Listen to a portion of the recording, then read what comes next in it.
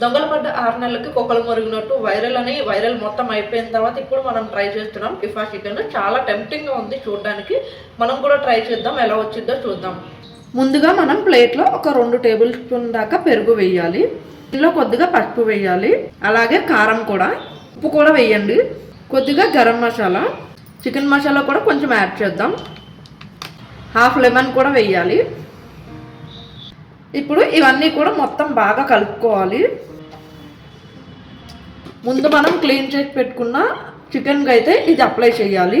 అలాగే నేను కొనేటప్పుడే ఘాట్లు పెట్టించుకొని వచ్చాను. ఆ ఘాట్లు లోపలికి కూడా పెట్టారనుకోండి, లోపల చప్పగా లేకుండా బాగుంటుంది.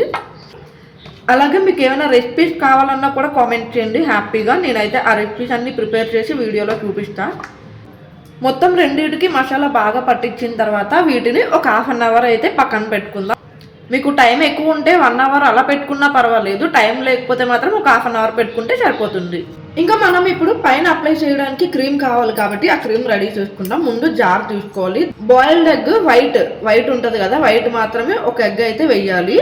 అలాగే ఒక 6-7 వెల్లుల్లి రెబ్బలు వేయాలి. పైన తొక్క మొత్తం రిమూవ్ చేయండి.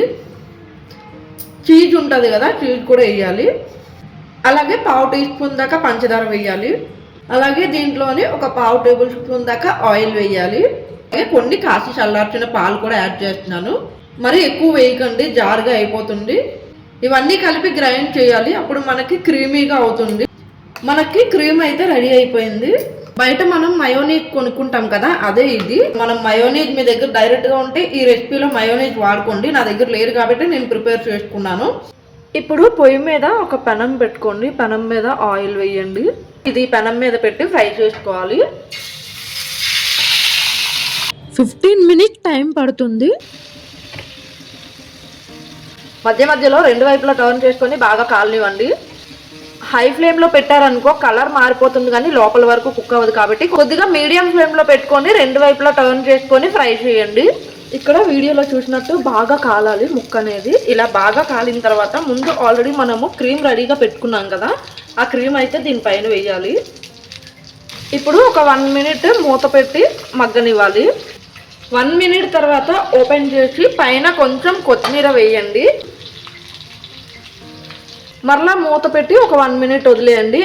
ఫైనల్గా వైరల్ అయిన ఇఫా చికెన్ అయితే రెడీ అయిపోయినట్టే. చూడడానికి అయితే చాలా టెంప్టింగ్గా ఉంది.